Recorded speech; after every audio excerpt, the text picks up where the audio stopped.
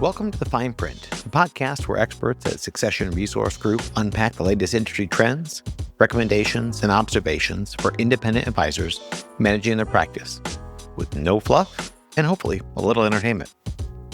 In each episode, we'll discuss ways in which you can understand and leverage the value of your business, grow your business through M&A, but also through an optimized organizational structure. Improve and protect your business to create a sustainable enterprise that can hopefully outlast you. And lastly, preparing for your eventual retirement and how to maximize that result. We're not just tackling high-level concepts, hence the title. We're getting into the details, or the fine print. So, we encourage you to listen in with whatever beverage suits your preference, and let's get to the forefront of industry trends with a fresh perspective to help you achieve your long-term business goals. Welcome back. I am, I'll say elated, but it's later in the day, so I'll just say excited now, to be talking with Caleb Brown here today about a topic that frankly it's something that I don't think gets talked about nearly enough. It's the other side of the same coin we talk about all the time, which is succession planning. Succession planning, building an enterprise, takes people to scale these businesses, which is the bane of most of us in our existence as business owners, finding good talent, training good talent, and then keeping good talent.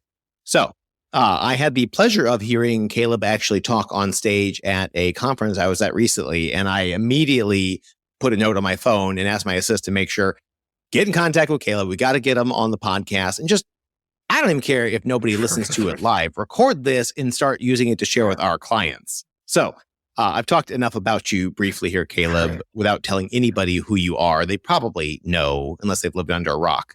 But would you give them a little bit of background, who you are in your firm? You guys do pretty cool stuff.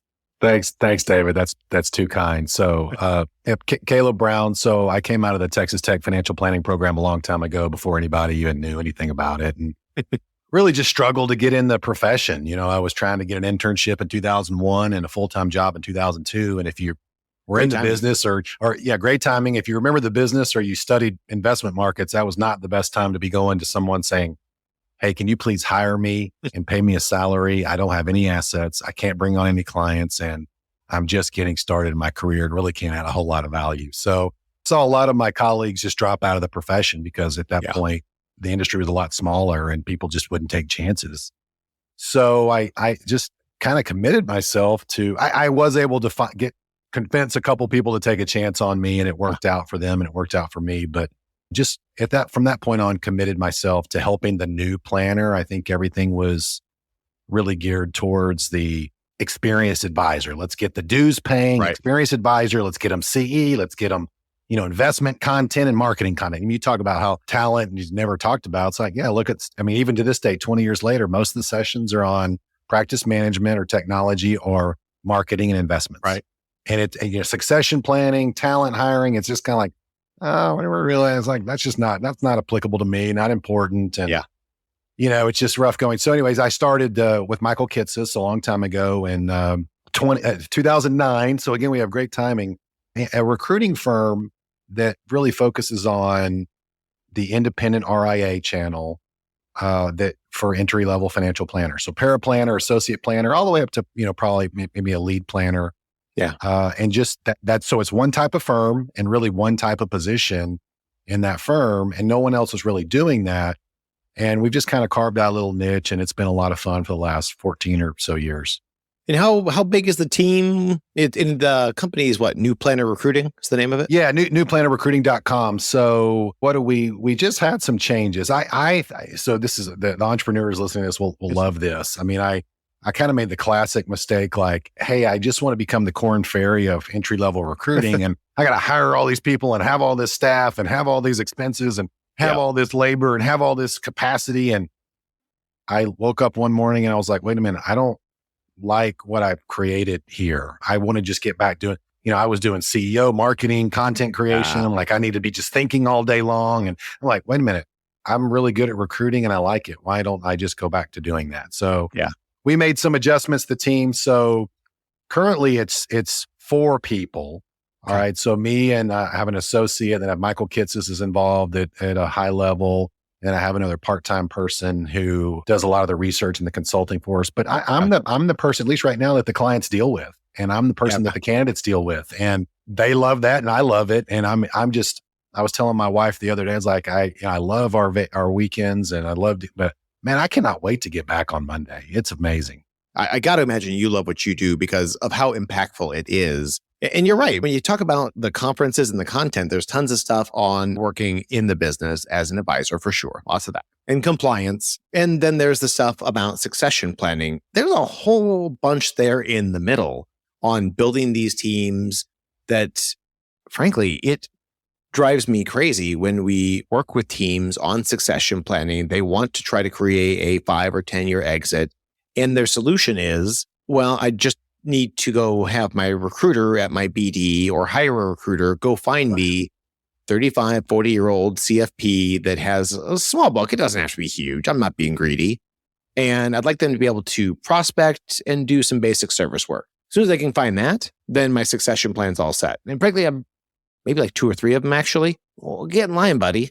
But then I talk to these people and they're looking over the shoulder of these large enterprises and saying, well, who are they using for recruiting? Where are they getting all this talent from? I'm like, well, they're not going out and recruiting all this talent. I mean, they might get an easy win, a layup here and there, but they're investing in building their talent. So my long-winded question to you here is, when you see these large enterprise teams, they've got these great next-gen advisors. From your experience, how are they being successful at scaling these businesses? Because I don't feel like you can rely on recruiting carbon clones of yourself that are just 20 years younger. That doesn't seem sustainable long-term.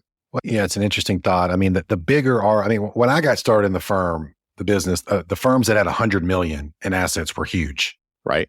Okay. And now like not even a blip on the radar. Now it's like kind of a billion to get a seat at the table. And what are the bigger firms, 400 or 500 billion. So they just have whole departments of researchers and resource and recruiters. So they're hitting it pretty hard and they're calling competitors, but I think they're also better positioned to take chances on people who have expressed an interest in financial planning as a career versus your small RIA with 6 people who said, well, we'd love to take a chance on that history major who's sold us and maybe done an internship, but nah, we can't do it. They got to go work somewhere 5 years and we'll try to recruit them later. And then I end up losing them.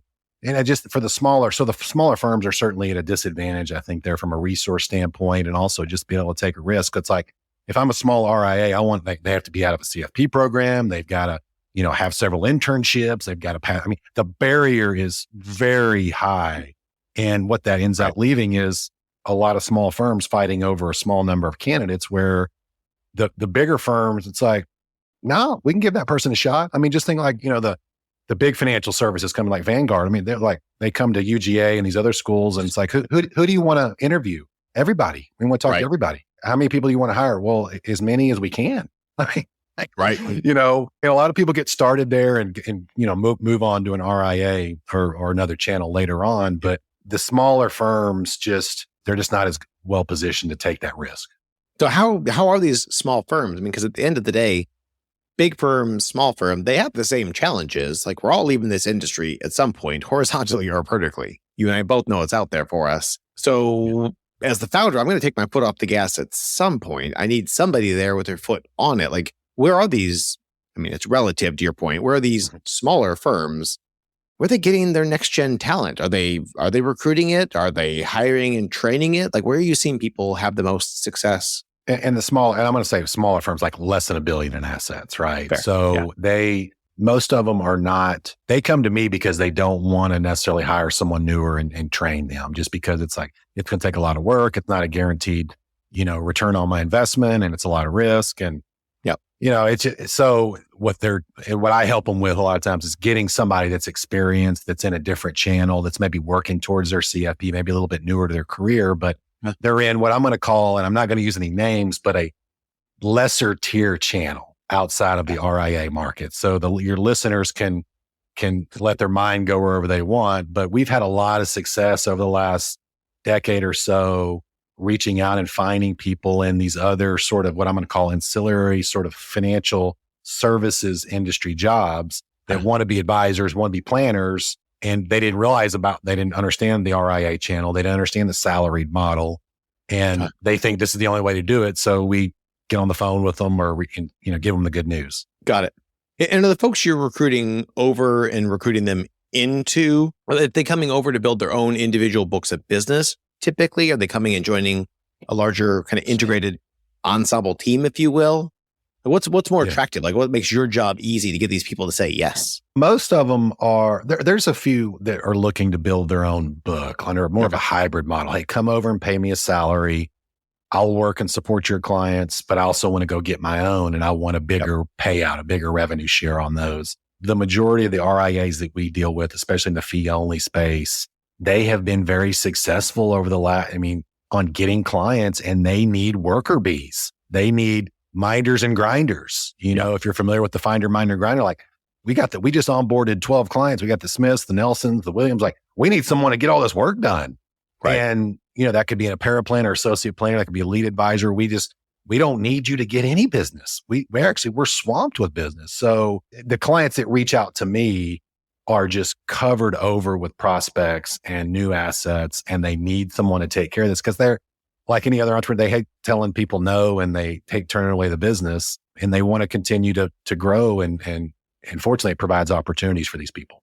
Well, I love that you bring that up. We use the term like on our compensation plan design team, and I've got questions for you on comp stuff too coming up. But we use the term, farmers and hunters, where honestly, most of the founders, they're really, really good hunters. And then frankly, they're pretty good farmers too. Like, they're good at operations, they're good at service, but where they excel is going out and prospecting and elephant hunting. And that becomes their highest and best use of time. So you're spot on. They really probably are looking more for farmers. Like, it'd be great to get another hunter. No one's going to complain about that. But we probably need 2 or 3 farmers for every hunter. And their job is just basically fill up that bucket of time and then get Caleb back on the phone. Go find us another one. I get in debates with it, friendly, fun debates at conferences all the time with people. And there's a lot of different opinions out there. But it's kind of like, look, somebody who founded a firm, 10, 15, 20, even 5 years, 5 years ago, to get the locomotive started, it takes a lot of energy. Right. But once that thing is up and going, you got the clients, you got the revenue rolling in, the fire doesn't need to be as hot.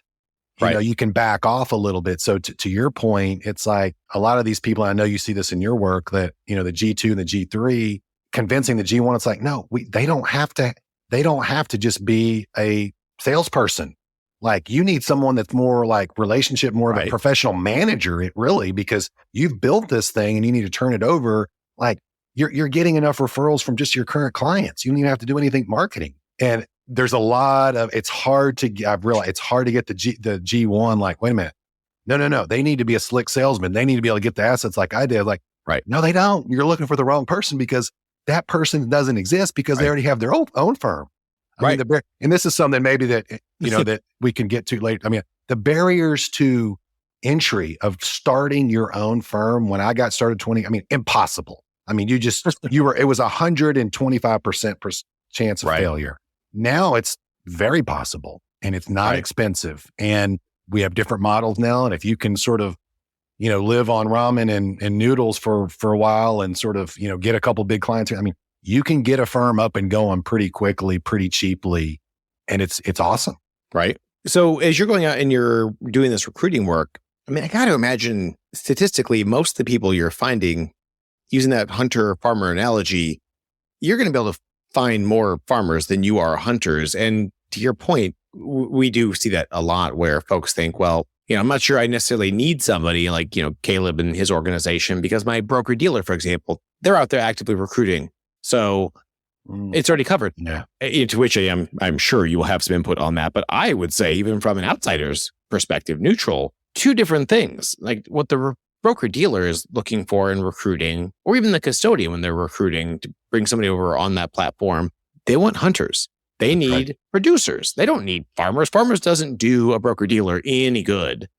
But for the individual advisor, the hunter, they don't need more hunters. It never hurts to have them, but we need farmers so we can keep you hunting. So I guess as you compare and contrast, like, because every broker dealer of any size has a recruiting team, you guys are different, right?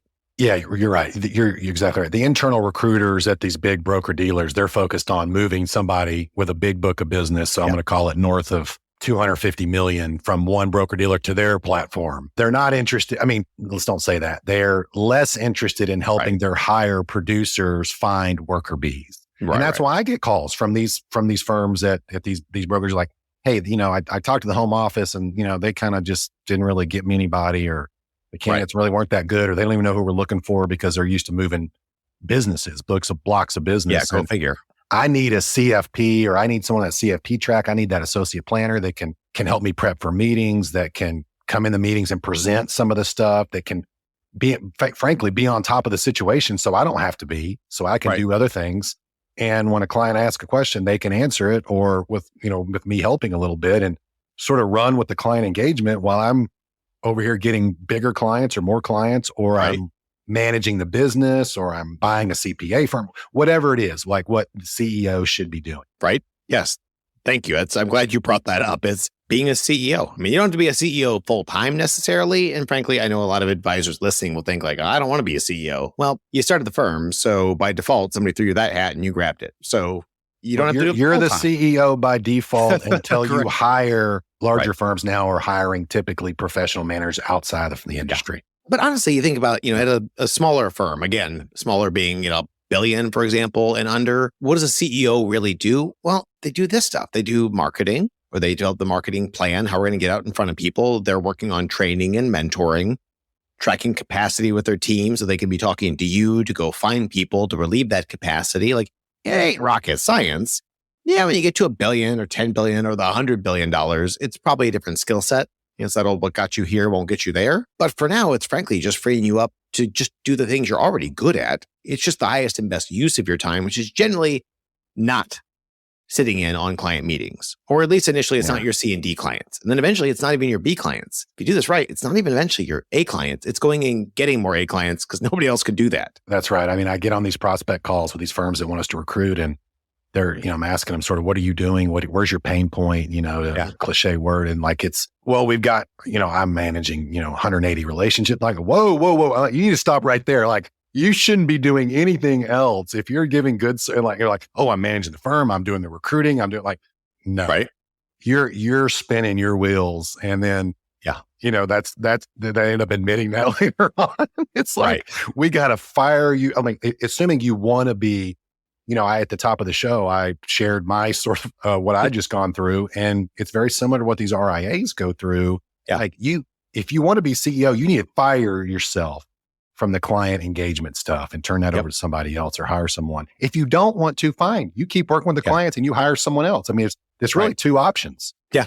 Or you build a lifestyle business, I guess. And, I think Michael Kitces talks a lot about that. And I love him for it, where everybody talks about the, $100 billion firm, and it's great and it has its place and it is needed. But you also have that simple, lean, mean lifestyle practice that, to your point, they have no desire to be a CEO.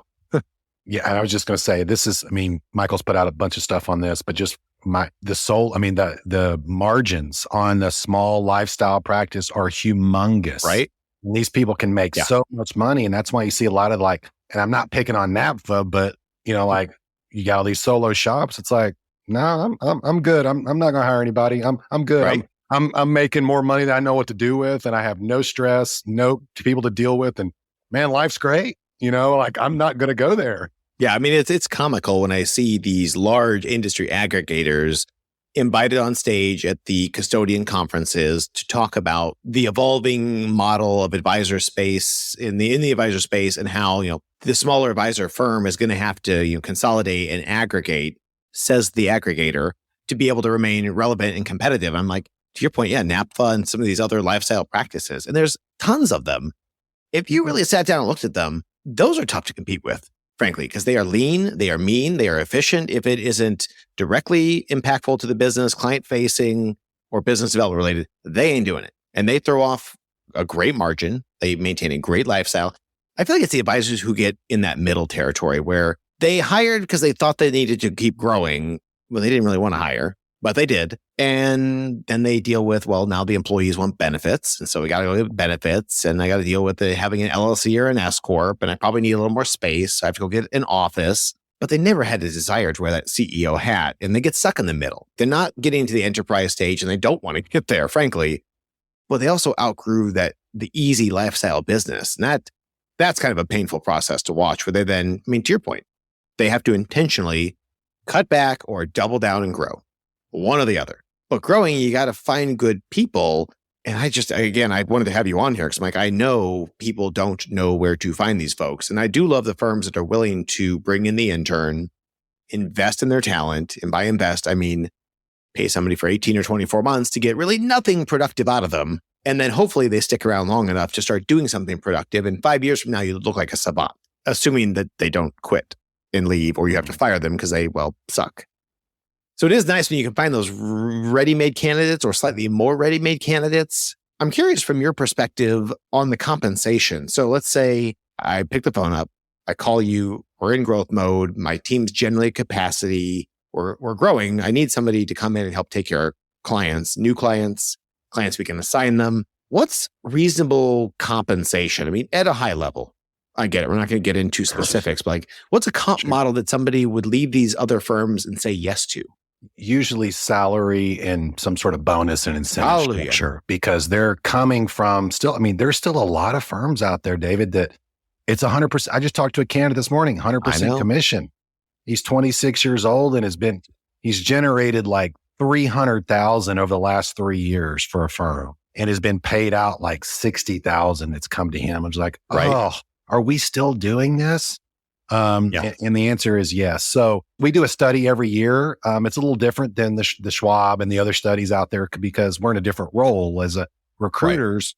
We abiding by the legal limits. I mean, sometimes we cannot ask, sort of what you're making, right? But we always ask, what's it going to take for you to look at something else? Yeah. The other version of that question. we just aggregate all of that, and we might have 400 or 500 conversations over a quarter or two, and we just put it out and that's available on our website for a free download when you put your email in. But just to give it nationwide averages, paraplanner. So someone 0 to 2 years experience is about 65. Okay. Somebody that's associate planner that might be between 2 to 5 years of experience was like 85. This is salary, so plus bonus and benefits will be on top of that. And then somebody with like 5 years of experience that's kind of more on that lead planner role, it was like 105. All right. So based on that's the results of at least the candidates that we talked to during that time period. Well, and to your point, we do a lot of compensation research from our evaluation work because we have to help people with this stuff once they're onboarded or they've been there for a while and build new compensation plans. So I was curious, frankly, you answered right off the bat, actually, even amounts aside, the methodology, and I didn't even get a chance to, prime you to see if I knew what the answer was going to be, but I do love, we follow the base bonus profit, approach here, which is very similar to what you just described. But what we do not follow, or recommend, unless you're trying to build your own small broker dealer, is paying out a percentage of someone's production. Like that is what a broker dealer does for their hunting, producing advisors. And it's fine. It works in that model. But if you're trying to build a team, that compensation model, that dog won't hunt.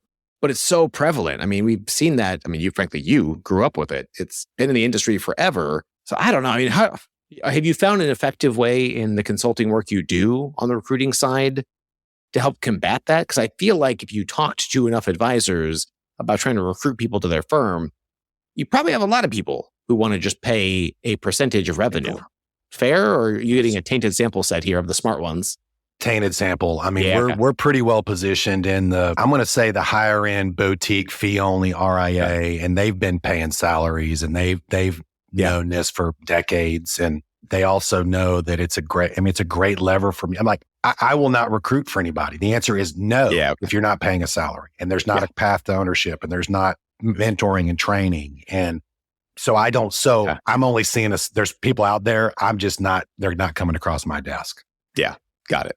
I mean, I got to imagine you wouldn't be as effective in your recruiting efforts if you're trying to recruit into a model like that. Because I feel like for the longest time, our industry has struggled with that. And it's why we end up getting the people who come out of college who got turned down to go teach English in Korea. Like that, you're getting people who, this is plan C, to go sell commissionable products. Like that's just, nobody wants to come out of college and do that. Right. And I'm a little conflicted because when I first started my career, and I mean, I'm still a bleeding heart. I mean, I wanted everybody to go into a fee only RIA, salary paraplanner position, learn the business. And in 5 years, you were just killing it. I mean, you could own your own firm. But as I've gotten, maybe older and maybe a little more wiser it's like, well, hold on a second here. Everybody talks about we have a talent problem. Yeah, maybe, but there's all these big firms that I've been talking about that spend millions of dollars flying recruiters around, recruiting out of campus, recruiting, the accounting person, recruiting the history, the psycho. And if they want to hire them and bring them on and train them in mostly sales and products, but get them excited and get them interested in the profession.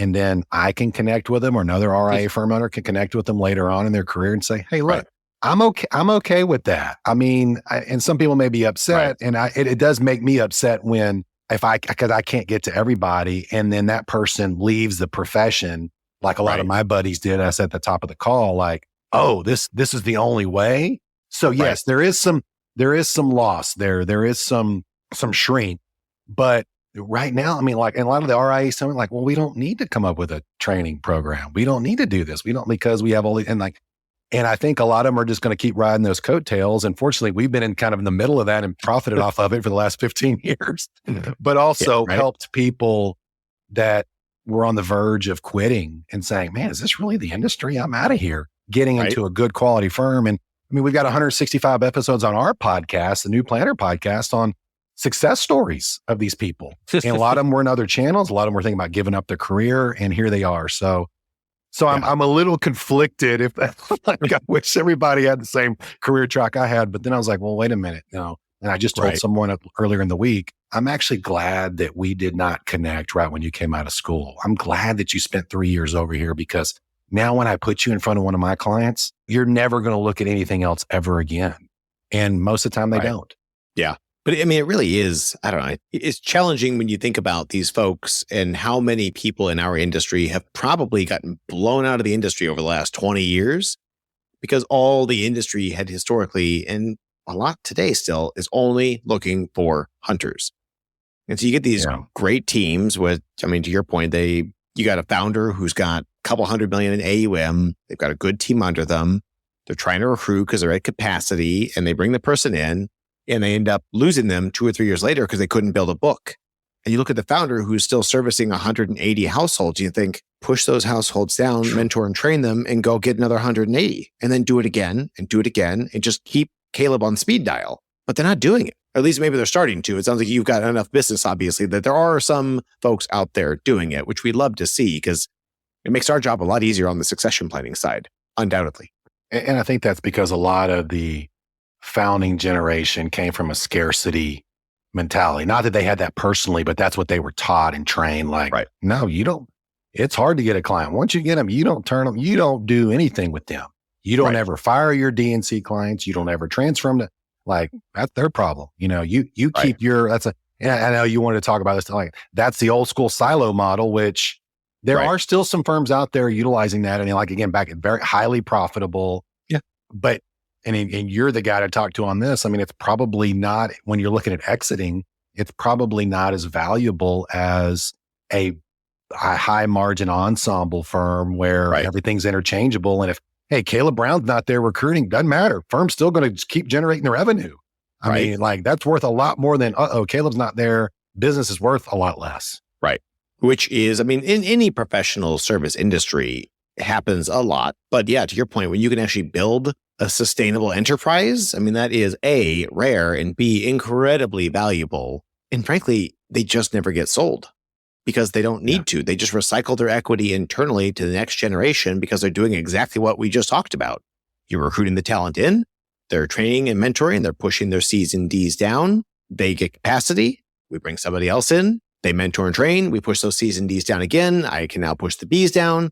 It's very replicatable. And then you start combining that with, like earlier today, I was mentioning, I had the guys from Redtail on, and we were talking about systems and processes and workflows. You combine your recruiting with mentoring and training and good use of technology, that business is going to be lethally effective and incredibly scalable. Like, we'll never list a business like that for sale because they won't need it. They'll never sell to an aggregator because they won't need it. They can still get that incredible value, but internally, but it takes work. And I'm just one, I mean, just like, they're still going to get their check, right? Which is what they want. But it's also like, man, I'm kind of stepping away, and I know, like, not a lot's going to change. I mean, my people are going to be really taken care of. My clients, the culture's not going to change. Whereas when some of these other firms start, I mean, and I've mentioned this, and I think I gave this strategy in my talk, like one of the things I have is I have these Google alerts set up, and every time for the news, Right. and every time some of these companies that I'm not going to name, I see a press release, they bought somebody, I know I can reach out to some of those people and probably get them out of there because they know the culture is going to change. And especially when the private equity guys are involved, it's like, hey, Right. we want a return on investment. We want it really quick. You need to start cutting services, jacking up the fees, cutting staff, and that the existing team is going to feel that, and they know it's coming. And that doesn't happen all the time. Right. And I'm not trying to paint the picture they're all bad, mean monsters, but it's a recruiting strategy for some of your audience.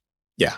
Well, and to your point on the private equity stuff, I feel like advisors work in the private equity space in a different capacity, obviously, with their clients and their investments. But the theme holds true. Private equity investors, be it an aggregator or an investment vehicle for your clients, private equity wants a large return and they want it fast. These are not buy and hold. These are not long-term investors. Yet I feel like a lot of the advisor firms are surprised when they end up, I don't say selling out, getting the big check, and then everything changes. And yeah, they're consolidating the staff, they're getting rid of people, i.e. driving profits. So I love the idea of building these internal succession plans, staffing, mentoring, and training. And if it doesn't work out, then you go to plan B, which could be an aggregator, it could be a peer, but you still have a shining gem of a practice because, to your point, you got the internal team. They're there, they're mentored, they're trained. They may not want to take it over, which, frankly, most of them will, but they don't always want to. But you still have a business that is incredibly valuable. But part of that is, and you mentioned this earlier, so I want to laser beam focus on it, career tracks, job descriptions, pay bands. In your opinion, in the work that you're doing, Caleb, are you seeing these things? If so, why are they important in your opinion? Because we love them, but they are a lot of work. Yeah, it's table stakes now. I mean, when I got in the industry, I'm a dinosaur. As a millennial, a leading edge millennial dinosaur, I mean, there was none of that was in place when I was getting in. I mean, it's right. But now every firms that we work with, if they're coming to us saying, look, we know we need to have all this. We want it.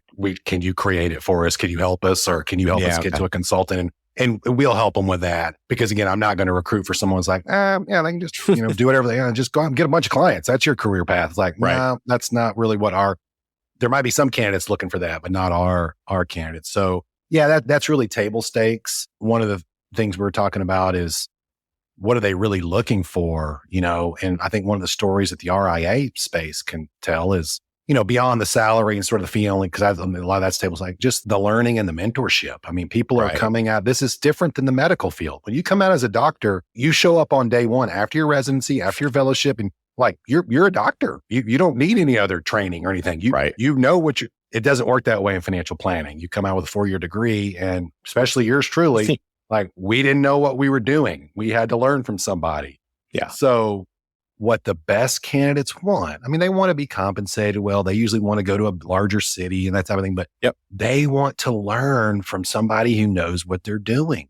And they want the apprenticeship model. And this is where maybe the ensemble firms with multiple, let's just call them senior advisors, have an advantage over the sole practitioner, because the best candidates with the most conscientiousness understand that, well, if I'm sitting in the meeting with Mary and then Sally and then Jim and Mark, that's multiple aspects and things I can pull from to create my own style when I'm dealing with clients versus like my job. I just went to a sole practitioner and it was great. I was the only one. I didn't have to share his time with any other, but I only got one sort of viewpoint on how to do things. It ended up working out for me, but now the just back to what we were saying earlier, the ensembles, I mean, a lot of firms probably don't think that way. Like it's more valuable. You have more of I feel like it's another lever to pull to attract. Yeah. Well, and you touched on one of my questions there, which is, in your opinion, because you are talking to these next gen advisors, what are they looking for? And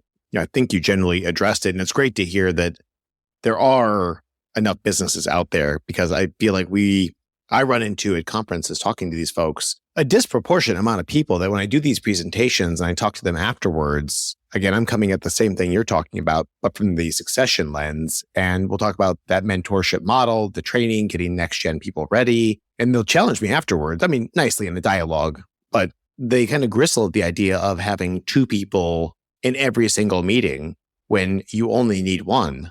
And I look at that and I'm like, well, well, yeah, but if you only ever have one, you'll only ever have one, and that one is always going to be you. Like, how do you scale that? So from a profitability perspective, I get it. Firm probably takes a little bit of a hit early on having these redundancies, but I don't know. I mean, in your opinion, like how else do you scale a business without next gen talent? Because otherwise the clients get older as the advisor gets older. And I can't imagine you're going to have as referable an experience. I mean, you were in the advisor's seat for a while. Your thoughts on that? I mean, this, again, back to the sustainable part of the business. Well, they go upstream. That's what they do. I mean, it's like we got started and we took on $500,000 accounts. Then it was 2 million. Now it's 5 million. I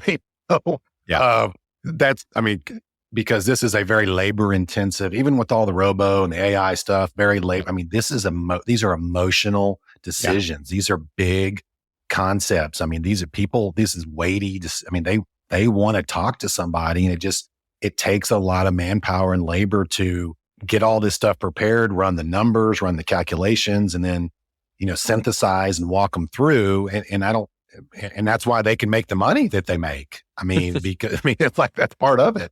So I don't see them really without hiring a lot of people, and then into the apprenticeship. I mean, it's like, and then my question I get all the time is like, well, how long is that going to take? Because it's going to take as long as it takes. Right. I mean, the Smiths, it may take 5 months for the Smith relationship. It may take 5 years for the Browns to get them comfortable with the new person. And you're just going to have patience to do that, because this is a delicate, gentle thing. And I know Philip Pelaviv talks about that all the time too. It's like, it's kind of like that whole thing that he talks about too. It's like, for the last 7 years, I've been looking for that CFP with 5 years of experience. And, and I get that a lot too. I see that a lot too. It's like, oh my goodness, all you had to do was just hire someone brand new. You don't have to pay them very much. There is a risk that they're going to leave. And that's one point I want to come back to. Look, you can do everything correctly, and you're going to have turnover and you're going to have people leave, and it may not work out as a successor. I want the audience to hear that. That's just the risk of being a business owner and being in business. If you don't like that, stay a sole practitioner or get out of the business, because that just comes with the territory. Right. There's that great, I think it's just more of like an analogous quote, but it's the CFO talking to the CEO saying, what if we invest in our talent and they leave? To which the CEO replies, what if we don't and they stay? Right. I mean, Absolutely. It does. But I mean, I will say firsthand, and you probably have dealt with this too. It does suck when you bring somebody on, they're doing a good job, you're investing in them, I mean, time and money, and then they go pursue another career or they go to a competing firm. Like it's enough sometimes, if it happens 2 or 3 times in a year, to make you just want to throw your hands up and go back to being a lifestyle practice. Yeah. So it's just, keeping that laser beam focus on what you're looking to build. Because I mean, I definitely have heard that same quote. And I think I heard you say it on stage, we've been looking for somebody with, 4 or 5 years of experience for the last 7 years. It's like, well, sure. The easy answer is you hired them 7 years ago. And now they have 7 years of experience. But that assumes you got the right person the first time. But in reality, you're not going to get it right the first time, but they probably have 2 or 3 years of experience instead of sitting here trying to find somebody with the 4 or 5 and you just never find them. And your service is lacking and you're overwhelming your current staff. Yeah. Or, I mean, because I see this a lot of times as a sole practitioner, it's like you have all these clients, well, that's great, but like they're not getting the proper service they need. And I don't know, it's going to be interesting. You probably have other guests and you can get some of the other commentators that are a lot smarter than me talk about like, there's going to be specific guidelines on like, look, you need to be, I think of the SE, like to be a fiduciary, you got to reach out like at least once a year or something. Like some of these people are probably aren't doing that. So like they're going to keep cracking down on that, and keep sort of giving more and more guidance. So the other thing too, that I failed to mention earlier, and I know I'm bouncing around here, but for your listeners on the recruiting, I mean, if you're in a smaller RIA firm, people that come to your firm, they can shape the business. They can help shape the business. They go to a $500 billion firm, they're not moving the needle whatsoever. Not moving the needle. No. That's like going to like a KPMG, or you're not moving. You're a young accountant, you are not moving the needle. Yeah. You go to a small boutique little accounting firm or financial planning firm, you can really transform the client experience and see the growth. Right. And the top candidates that I deal with, whether coming out of school or career changers or then there are other channels, that's very appealing to them. Yeah, versus coming and being a cog in a very large machine, which even when that sounds appealing from a pay scale perspective, once you've been ground to a nub, then call Caleb and he'll find you a safe, happy home. You got it. Well, and again, having hired people and lost them, and we've all listening had to deal with that. There's a video that I love. It's Jacko Willink, the SEAL. He does a lot of great stuff. The leadership book that he wrote, but the video he's got, I think it's titled Good. And it's all the shitty things that happen to people. And the answer for him on everything is good. Good as in like it's a learning experience. So yeah, you hire somebody, you invested, trained, mentored, they left, good. Document your process. It'll make the next hire that much faster. That one leaves, it sucks. All right. What did we learn from it? Good. So you're never going to get these things right as business owners. The point is, don't give up. If your goal is to build the enterprise, the ensemble practice, there are resources. There are people like Caleb in your organization who can help get you there. You don't have to go it alone. You've kind of talked about it in a roundabout way, but like, what is your ideal client? Like who should pick the phone up and call you? Who shouldn't? I mean, I think any RIA firm, so either the fee only or even the hybrid situation that has plenty of clients, and just needs somebody to come in and help on the analysis or the relationship management. And generally these people have an employee mentality, like employee first. We want a career track. We want to take care of them and their family. We want them to have a good opportunity. We want to provide a path to ownership. We want to, just succinctly, like going to the candidates and saying, you need to come work here because we're going to pour everything we have into you. And in 3 years, you're going to be really good. You're going to be way beyond all of your colleagues that you either came out of school with or transferred in the industry with or completed the externship with or whatever it is. Your cohort, you're going to be so much further along. It's more of a mindset. Location is helpful usually in the bigger metro centers. I mean, I'm a bleeding heart. I love to tell everybody, but if somebody contacts me from, Beeville, Illinois, and they're like, I got to have someone local, it's like, good luck to you. I'm probably not a good solution. All right. So and the other way I screen the firms, and I'll tell the candidates this, is even if they're in a good location, they're providing all that stuff. If I would not want to become a client of the firm, fair. So I don't work with every firm that contacts. We have about 200 firms that reach out every year, and we work with about 25% of them. I have to want to become a client. And then also I have to want to be able to spend, an evening at dinner with them. And if they don't check those boxes, I'm not working with them. I mean, because I want to be excited about the opportunity, because the candidates know if the recruiter's not excited, and there's a bunch of anybody with an internet connection's a recruiter these days, right? If the recruiter's not excited, they're just trying to make a quick 30%. That's just what usually headhunters charge. Yep. It's not going to be, it's a wasted money from the firm owners, and it's going to be a poor fit, and it's going to make people like me, who I feel like do it right, look bad. Yeah. Okay. A couple quick hitters just to clarify. So is there a typical size firm? I mean, regardless of how you measure that, head count, AUM, is it too big? Is it too small? My smallest client probably is $8 million in assets that we recruited an associate planner for. And that was amazing. It was awesome. Okay. Largest client's probably $15 billion. Most of our work is probably in the $200 million to $1 billion range. Okay. So that's a 5 to probably 15 or 20 person firm where I can call and deal with the owner, and I'm not having to deal with multiple layers of recruiters and, all this other stuff. I mean, because once they get like, that's great. What we really carved out a niche is helping some of these smaller RAs get to that 1 to 2 billion where they can hire this stuff in-house and run with it on their own. People are like, well, aren't you upset because they don't use it anymore? Like, no, we helped them get to where they wanted to go, and they've graduated. I mean, if they come back sometimes because they can't find somebody, we can put more manpower to it and we specialize in it. But no, we see that as a win, not as a negative. We lost business. Yeah, it's funny. We take the same mentality here. I tell all my employees, we want to invest in training you such that we get to a point where someday we can't afford you. Like, that's how good you are. And then you choose to stay because you want to, because of the culture. So you also mentioned, if you get somebody in a less than desirable location, which just prompts me in this post-COVID world where I hear people talking about remote workers, hybrid structures. Does a remote work environment, does that help people with recruiting now? I'm thinking of the next gen people. Like, do they like that? Do they like being in the office? What are you seeing? Yeah, most of the firms have adopted a hybrid situation. Okay. So usually it's Monday, Friday, work from anywhere, not necessarily from home, and then Tuesday, Thursday in the office. And I think that certainly helps having at least that hybrid. But usually it's like if the firm's in Atlanta, they still want someone that lives in Atlanta that just doesn't drive to the office on Monday, Friday. They don't want somebody in Hawaii. And what I would say just in the recruiting that I do, which tends to be geared towards more newer people. The virtual is not the way to go. An apprenticeship model, you sitting, 2,500 miles away in several different time zones, that you're missing a lot. You're missing a lot. You need to be there. Now, look, if you're an experienced advisor, you got your own book, you've got experience. I mean, you've been working at that firm for years and you want to go relocate, move. I see that work. That's fine. But the people coming out of college right now typically don't want virtual because they had that in that COVID mess in their final senior year or whatever it was.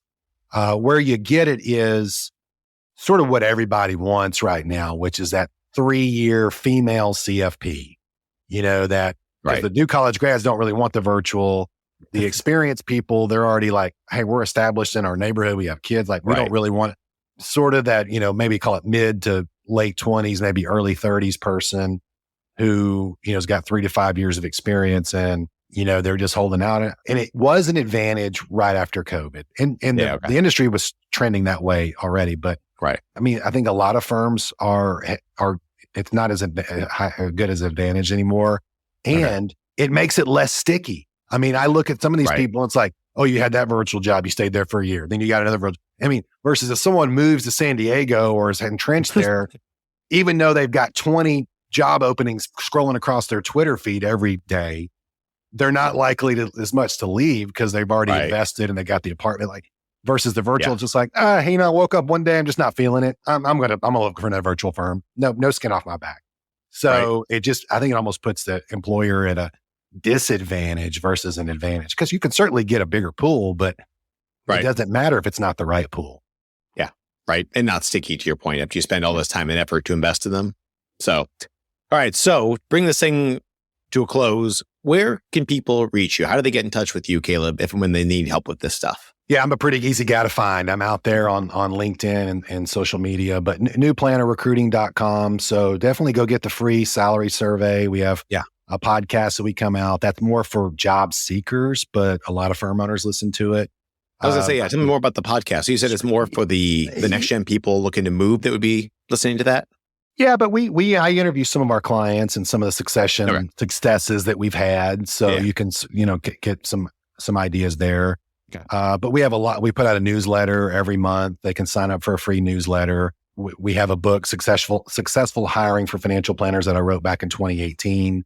Cool. That's a real easy read that kind of lays it out. And then any job seekers that you have, over the summer, I released a book for them called Finding Your Path, the Roadmap from Student to Successful Financial Planner. So that's available. Both of those are on Amazon. So those are just quick, easy sort of guidebooks. One on for the firm owners how to hire, and the other one for the job seekers on what to look for in the firm. So read the one you're supposed to, then read the other one and have the inside information on both. Yeah, right. And what's the name of the podcast if they wanted to look that up? We keep it very simple over here. The New Planner Podcast. There you go. All right. Well, very cool. I appreciate you carving out the hour for me here, Caleb. Again, I heard you on stage. I wanted to get you on here and just chop it up and go a level deeper on this stuff because I don't feel like it gets talked about enough. Again, I wish I saw you on more main stages because these are real struggles that advisors today, as businesses are growing, like they went from practices to businesses, now to these enterprises, like you start needing to find new ways to get more people involved in the training and the compensation's changing. So anyway, you seem to be on the tip of the spear with this stuff. So appreciate you carving out time. Hopefully everyone listening can go look you up, get some of this great information. And if they meet the sort of outlined profile as a target client, look Caleb up. I'm sure he'd love to help you. Appreciate it. Thanks, everybody. Thanks, Caleb. And that concludes another episode of The Fine Print from SRG. We hope you found this episode both interesting and valuable. We encourage you to check out our website at www.successionresource.com. And of course, connect with us on social media for the latest happenings here at SRG. If you just can't get enough of The Fine Print, we invite you to join our monthly webinar series and newsletters where we address many of the topics covered in this podcast in greater detail. Finally, if you enjoyed today's episode as much as we did recording it, please leave us a review, a good one, mind you, and tell your industry friends about us. Your support helps us continue to bring you the best content possible. The information covered and posted represents the views and opinions of the guests or individual hosts and not necessarily the views or opinions of Succession Resource Group. Content has been made available for informational and educational purposes only. The content is not intended to be a substitute for professional advice, as amazing it might be. Always seek the advice of an expert with any questions you may have. As always, we at SRG stand ready to help when you're ready.